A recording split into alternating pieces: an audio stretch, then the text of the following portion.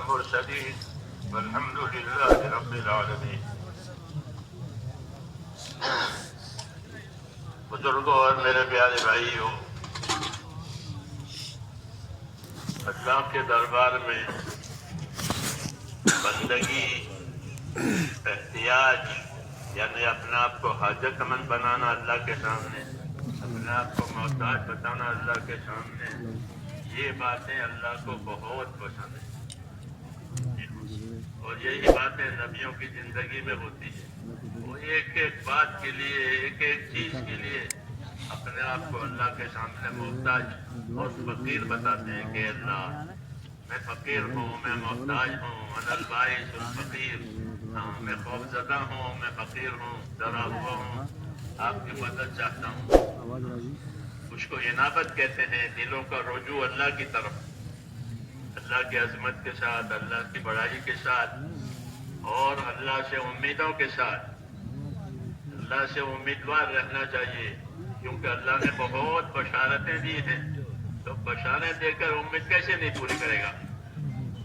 اس نے کہا وابشروا واملوا ما یسرکم، بشارتیں سنو تاکہ امیدیں پیدا ہو، فضیلتیں سنو تاکہ وعدوں کا یقین پیدا ہو، اور اللہ سے امیدوار رہو.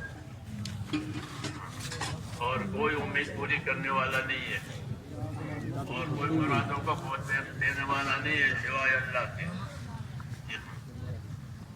تو عبادت میں، دعا میں توحید ہوتی ہے.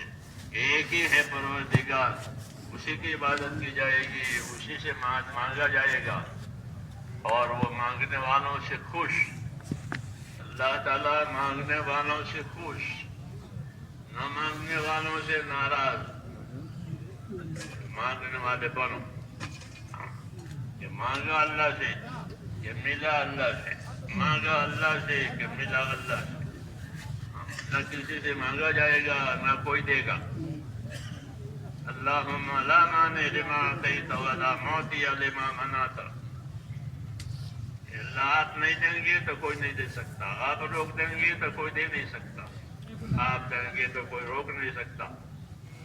اس لیے اللہ تعالیٰ سے پر امید ہو کر اپنی حاجتوں کو مانگنا چاہیے. ہاں، اس نے دعا مانگنے کا حکم دیا ہے اور قبول کرنے کا وعدہ کیا ہے. دعا مانگنے کے لیے حکم دیا ہے، ادعونی، مجھ سے مانگا کرو، مجھے پکارا کرو، استجب لکم، میں قبول کروں گا، تمہاری پکار کا جواب بھی دوں گا. اللہ تعالیٰ اپنے بندوں کی طرف رافت اور رحمت سے متوجہ ہے. رافت اور رحمت اللہ کی صفت ہے. وبالمؤمنین رؤوف الرحیم، حضور صلی اللہ علیہ وسلم بھی اپنے امت پر رؤوف الرحیم ہے. اللہ تعالیٰ بھی اپنے بندوں کو رؤوف الرحیم، رافت بھی ہے، رحمت بھی ہے اللہ کی طرف. اس لیے کہا کہ اللہ تعالیٰ سے امیدوار رہو، اللہ کی بشارتیں سنو اور اللہ سے امیدوار رہو. اللہ تعالیٰ دعا مانگنے والوں سے راضی ہے، نہ مانگنے والوں سے ناخوش ہے. دعا نبیوں کے طریقے کی چیز ہے، دعا نبیوں کے طریقے کی چیز ہے. ان کے پاس دعا ہوتی ہے، دعوت ہوتی ہے، بس. ان کے پاس دنیا کا کوئی سامان نہیں ہوتا، کوئی فوج نہیں، لاؤ لشکر نہیں، کچھ نہیں. ان کے پاس اپنی دعوت، اپنی دعا، اپنی ذمہ داریاں، اپنی دعا، یہی دو چیزیں دے کر وہ آتے ہیں. اپنے پیچھے بھی وہ کچھ نہیں چھوڑتے، مال ترکہ وغیرہ لے کر کے بھی نہیں آتے، چھوڑ کے بھی نہیں جاتے. ان کے پاس دعوت ہوتی ہے، ان کے پاس دعا ہوتی ہے. ان کی دعاؤں سے بڑے بڑے مسئلے حل ہوتے ہیں. ہاں، ناممکن چیز ان کی دعا سے اللہ بنا دیتے. ایک چیز ممکن نہیں ہے لیکن دعا مانگیے کہ ہاں دعا قبول ہو جائے گی.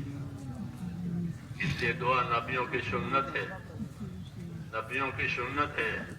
اور نبی اپنی تمام حاجتیں دعاؤں کے ذریعے سے اللہ سے پوری کراتے، اور وہی طریقہ ہمارے لیے چھوڑا ہے کہ دعا مانگو اور دعا والے بنو.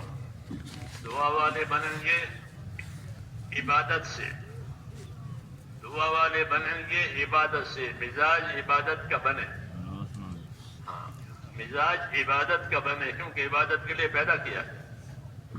تو جب عبادت کے لیے پیدا ہوئے ہیں تو مزاج بھی عبادت والا بنانا ہے کہ ہر کام میں اللہ کا بندہ بن کر زندگی گزارے، ذمہ داریوں کو بھی بندہ بن کر پوری کرے، ضرورتوں کو بھی بندہ بن کر اللہ سے مانگے.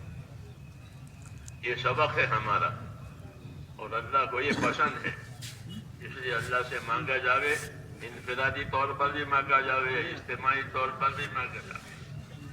دعا آسمانوں پر جاتی ہے تو ان کا اکرام ہوتا ہے کہ بندوں کی عرضیاں آئی ہیں، بندوں کی درخواستیں آئی ہیں، تو دعاؤں کا اکرام ہوتا ہے کہ دعاؤں سے بڑھ کر کسی چیز کا اکرام نہیں ہوتا.